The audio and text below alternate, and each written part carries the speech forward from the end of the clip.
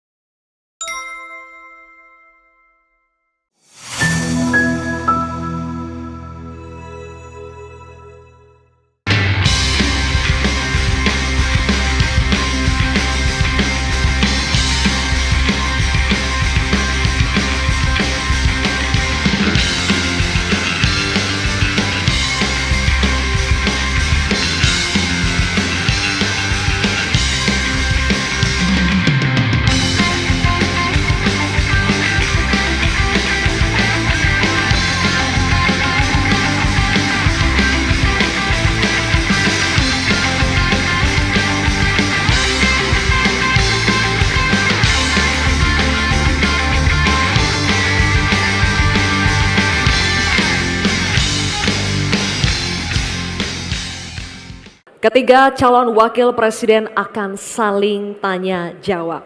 Ini mungkin adalah segmen yang paling dinanti. Oleh karena itu kami ingatkan sekali lagi kepada seluruh hadirin yang ada di ruangan ini untuk berkomitmen dan bekerja sama, memberikan kesempatan yang sama kepada semua calon wakil presiden. Mohon untuk dihargai ketika para calon wakil presiden sedang saling tanya jawab. Sepakat Bapak Ibu semua? Terima kasih. Mohon kerjasamanya sekali lagi. Dan untuk itu kami undang kembali ketiga calon wakil presiden untuk kembali menuju ke podium masing-masing. Silakan.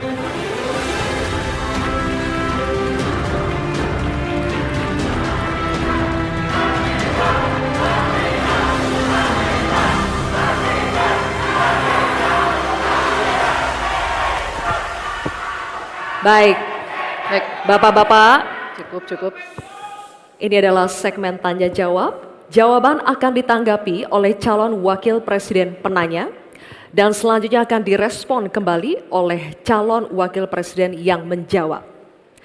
Sebelumnya, kepada para calon wakil presiden, kami informasikan kembali untuk melakukan tanya jawab sesuai dengan tema debat pada malam hari ini, yakni pembangunan berkelanjutan dan lingkungan hidup, sumber daya alam dan energi, pangan, agraria, masyarakat adat, dan desa. Jika menggunakan singkatan atau terminologi, mohon diberikan penjelasannya agar pertanyaannya jelas dan dimengerti oleh calon wakil presiden lainnya. Kami informasikan juga untuk dalam penyampaiannya tetap berada di podium. Ya, dan pada segmen ini kesempatan pertama akan kami berikan kepada calon wakil presiden nomor urut 1 Bapak Muhaimin Iskandar untuk bertanya kepada calon wakil presiden nomor urut 2 Bapak Gibran Rakabuming Raka. Bapak Muhaimin, waktunya 1 menit dimulai saat Bapak berbicara. Silakan. Terima kasih. Pak Gibran, Indonesia ini terdiri dari berbagai bioregional, di mana kita harus betul-betul mengerti agar pembangunan kita tepat sasaran dan bisa tumbuh dengan baik. Pertanyaannya, bagaimana strategi Anda melaksanakan pembangunan berbasis bioregional itu agar keadilan iklim terjaga, keadilan sosial terwujud, keadilan ekologi terlaksana dengan baik, keadilan antar generasi juga terwujud, sekaligus keadilan sosial. Mohon dijelaskan. Waktunya masih ada 17 menit. Apakah akan dipergunakan? 17 detik. 17 detik maksud kami? Cukup. Cukup Pak Muhaimin, baik. Kini kami persilakan calon wakil presiden nomor urut 2 Bapak Gibran Rakabuming Raka untuk menjawab. Waktunya 2 menit dimulai saat Bapak berbicara. Silakan. Gus Muhaimin ini lucu ya. Menanyakan masalah lingkungan hidup tapi itu kok pakai botol-botol plastik itu. Padahal saya, Pak Ganjar, Prof. Mahfud pakai botol kaca. Itu gimana itu komitmennya? Botol plastik semua itu. Tapi nggak apa-apa, kita kembali lagi ke topik ya. Intinya di sini kita sudah berkomitmen untuk yang namanya pembangunan tidak boleh lagi Jawa sentris, harus mulai Indonesia sentris. Kemarin Gus Muhaimin menolak IKN, tidak apa-apa, akan kita lanjutkan dan akan kita perkuat IKN itu. Sekali lagi, yang namanya pembangunan yang masif harus memperhatikan aspek lingkungan, sosial, dan keberlanjutannya. Kita pastikan mencari titik tengah, sekali lagi, titik tengah, titik keseimbangan. Membangun hilirisasi industri, tapi harus memperhatikan lingkungan hidup. Menggenjot produktivitas para petani, sektor maritim, tapi juga harus menjaga keseimbangan alam. Pastikan sekali lagi AMDAL, analisa lingkungan, sustainability report bisa tersajikan dengan baik dan pastikan menggandeng pengusaha-pengusaha lokal, UMKM lokal. Jadi tidak besar sendiri tapi ikut membesarkan yang lain. Intinya adalah anggaran ini dipakai untuk kesejahteraan rakyat. Pemerataan pembangunan itu penting. Dan sekali lagi, pembangunan yang masif harus memperhatikan sisi-sisi lingkungan hidup. Karena sekali lagi, yang namanya bencana kekeringan, banjir, kenaikan air laut, ini ancamannya sudah ada di depan mata. Dan ini adalah ancaman yang sangat nyata. Terima kasih. Baik, ini kami persilakan. Nanti ada waktunya. Nanti ada waktunya. Cukup. Cukup. Kami persilakan calon wakil presiden nomor urut 1 Bapak Muhaimin Iskandar untuk menanggapi. Waktunya 1 menit Bapak di saat berbicara akan dimulai. Silakan. Pertanyaan saya tidak terjawab sama sekali. Karena di undang-undang kita juga dinyatakan bahwa potensi bioregional kita itu adalah bahwa wilayah nasional kita itu bukan terbagi bukan saja sekedar karena politik dan administrasi, tetapi ekosistem lingkungannya ada, sekaligus juga komunitas masyarakat yang tumbuh juga menjadi pertimbangan. Sehingga Papua misalnya, jangan pernah salah dalam membangun Papua. Papua harus berbasis pemerataan dan keadilan yang sempurna. Maluku misalnya, dengan kekuatan maritimnya, Maluku menjadi bioregional untuk pengembangan ekonomi kelautan dan perikanan. Jawa misalnya, keberlanjutan pembangunan yang menumbuhkan potensi ekonomi secara pertumbuhan. Baik, waktunya habis Pak Muhaimin. Kami persilakan calon wakil presiden nomor urut 2 Bapak Gibran Rakabuming Raka untuk merespon tanggapan dari Bapak Muhaimin Iskandar. Waktunya 1 menit. Kami persilakan. Loh, katanya tidak menjawab pertanyaan, tapi Gus Muhaimin malah ngomongin pemerataan pembangunan. Itu kan tadi yang saya omongin, Gus.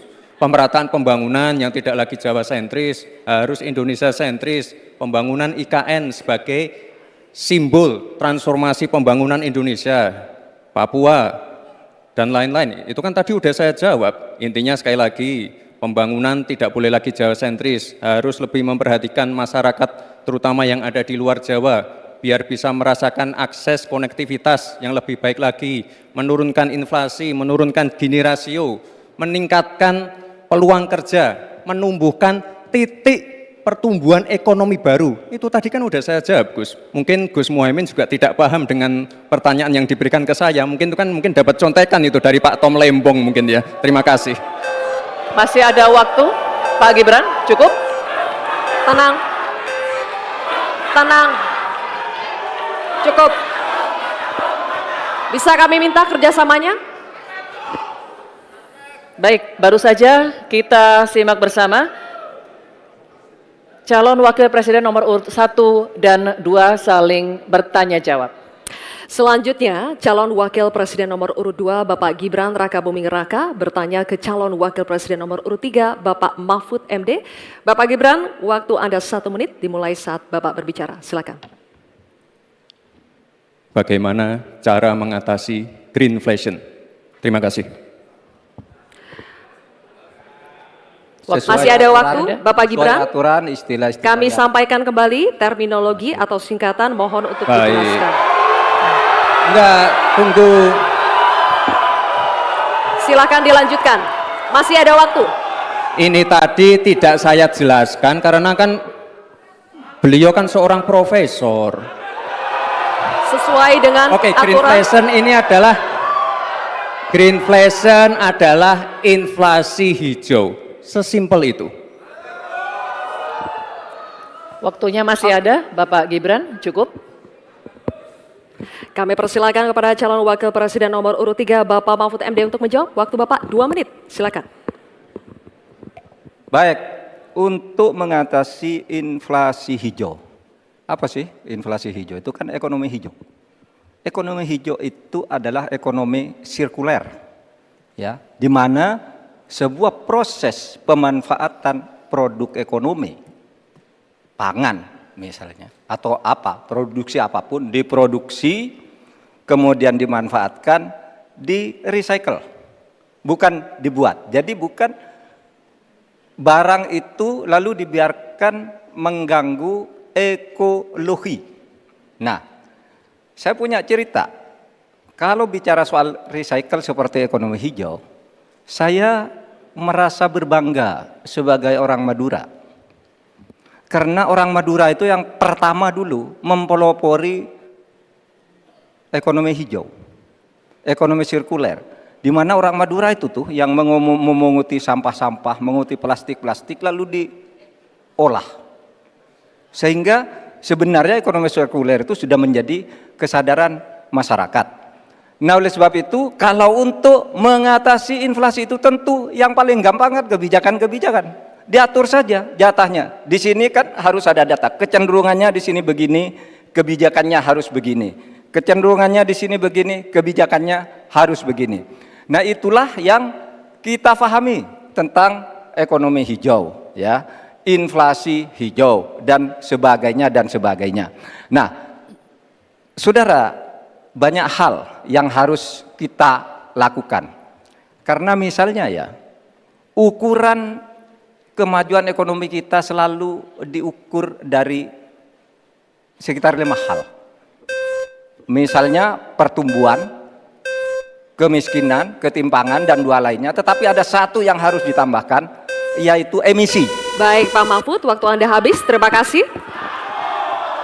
Selanjutnya kami persilakan kepada calon wakil presiden nomor urut 2 Bapak Gibran Rakabuming Raka untuk menanggapi. Waktu Anda 1 menit. Silakan.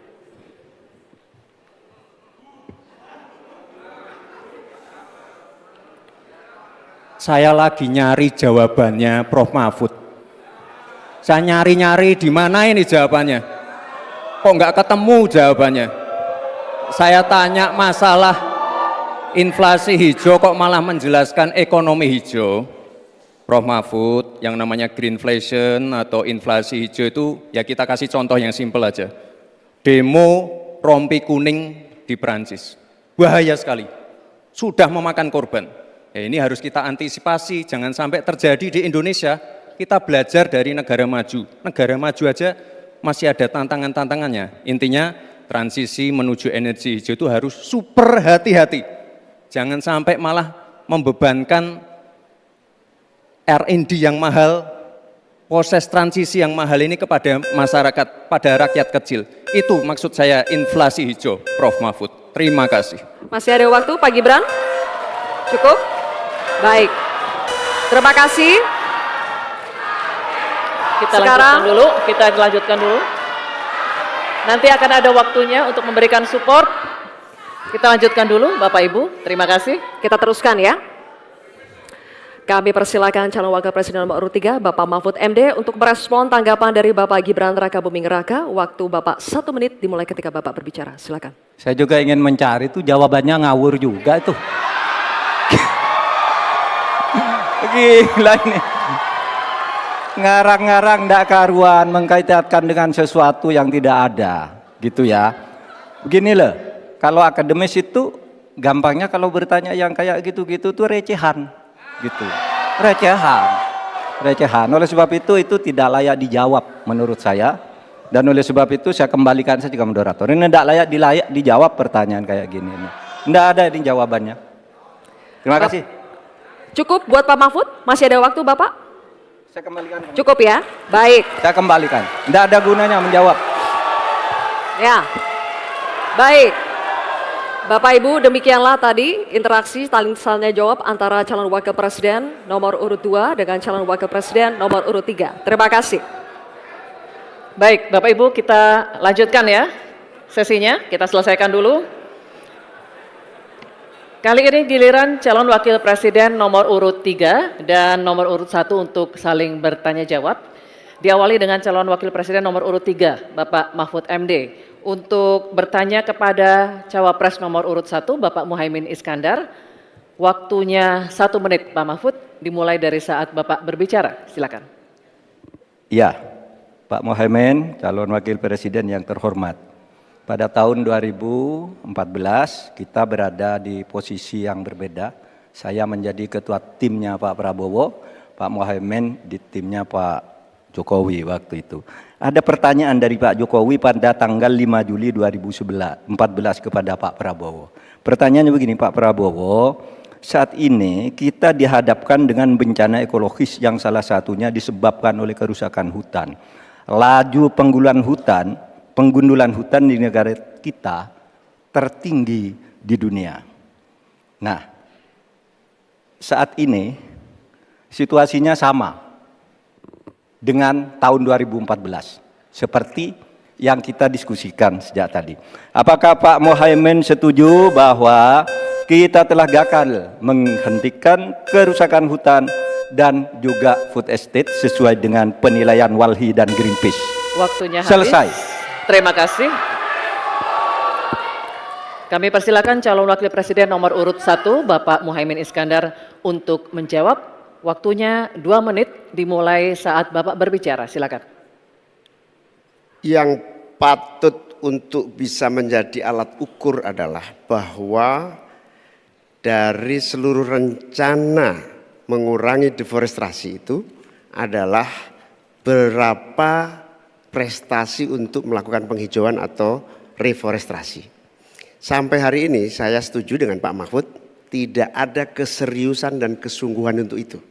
Bahkan mau menyediakan pangan nasional saja, kenapa tidak melibatkan petani? Malah juga melakukan penggundulan hutan dan gagal lagi. Karena apa? Karena tidak melibatkan masyarakat adat setempat, juga tidak melibatkan para petani, bahkan merusak keanekaragaman hayati kita. Sehingga menurut saya ini soal keberpihakan Pak Mahfud. Keberpihakan kepada pembangunan yang berbasis keberlanjutan.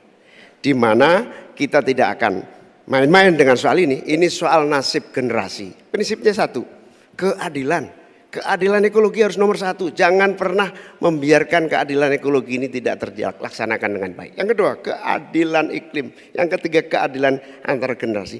Komitmen keadilan ini termasuk komitmen keadilan agraria, keadilan sosial, nggak dijalankan sama sekali karena memang apa? Tidak ada komitmen dan kesungguhan. Konstitusi sudah ada, anggaran juga punya, kemudian undang-undang juga banyak. Sekali lagi, komitmen dan kemauan sungguh serta tidak abai terhadap tugas dan tanggung jawab sebagai pemerintah. Oleh karena itu nanti kalau amin dipercaya, insya Allah yang paling pokok adalah kesungguhan, komitmen untuk melaksanakan konstitusi dengan sungguh-sungguh, berpihak kepada rakyat dan lingkungan, bukan berpihak kepada investor ataupun pengusaha. Waktunya masih cukup, Pak Muhaimin. Baik.